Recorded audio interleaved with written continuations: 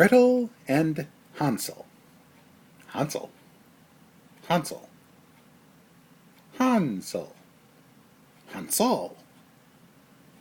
Shout out to whoever gets that reference.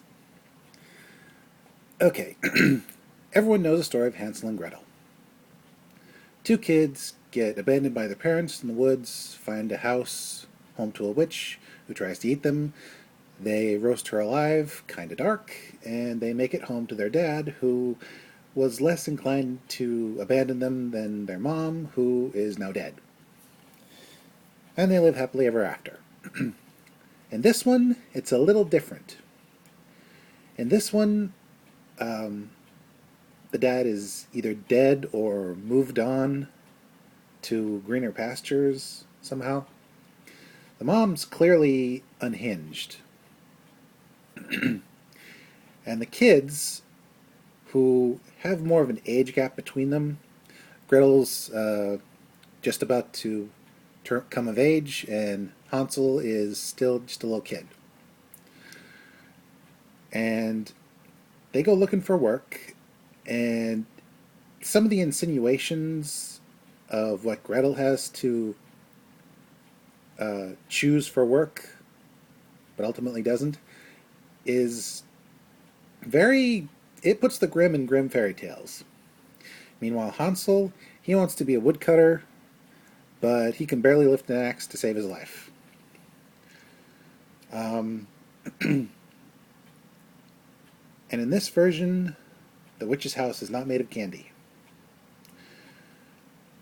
Honestly, I thought it was decent. It was a slow burn, which I didn't mind.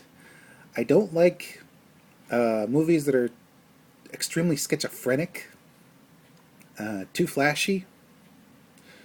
This one, it allows you to drink in the melancholy, the tension, the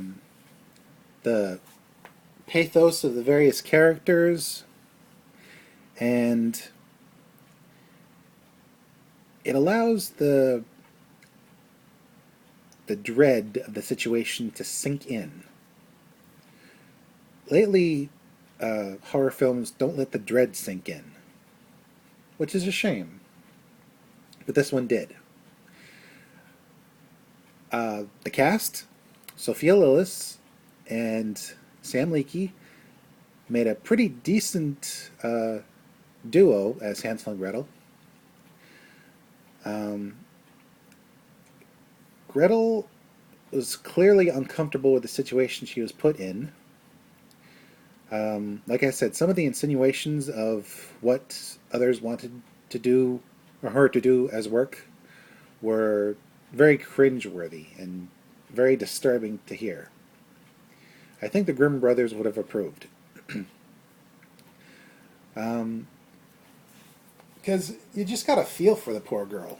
She's not an adult, but she's past childhood, so they expect her to become an adult without any transitional stuff. It's very jarring. Meanwhile, Hansel, he's a typical little boy, although when he gets put into the perilous situations, you really start shaking for the poor kid. I thought the two little actors did an okay job portraying kids thrust into a situation for which they should not have to endure. Meanwhile, the flippin' Borg Queen is still the flippin' Borg Queen, only this time she's a witch.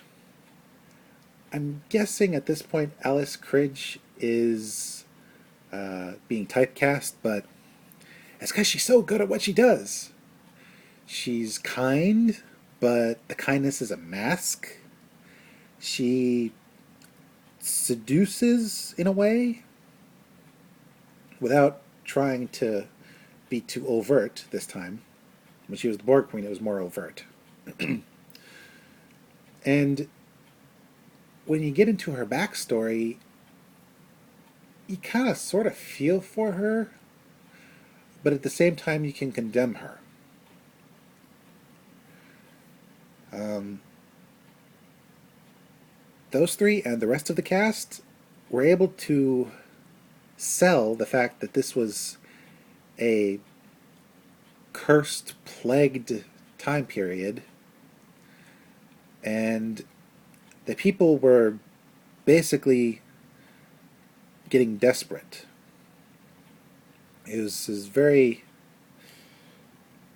It had very good pathos.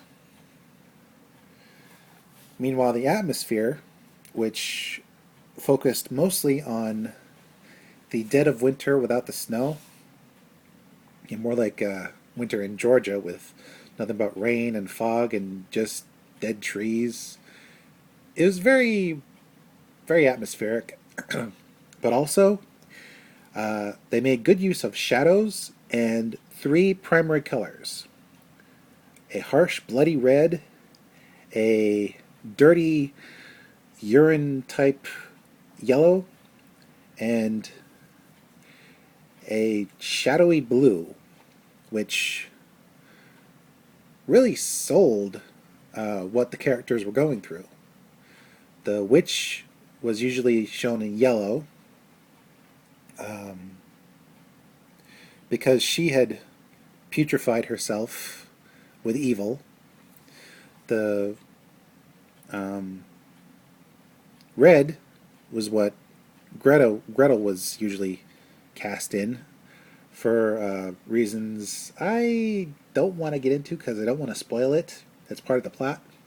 And to a lesser degree, Hansel, because of the peril he went through.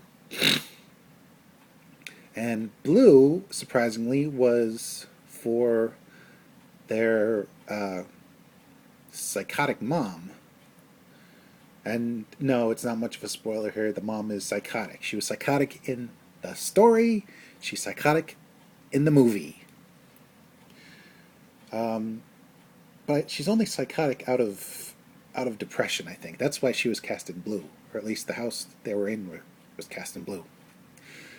Um, it kind of reminded me of the original Suspiria movie, which was sort of a retelling of Cinderella, but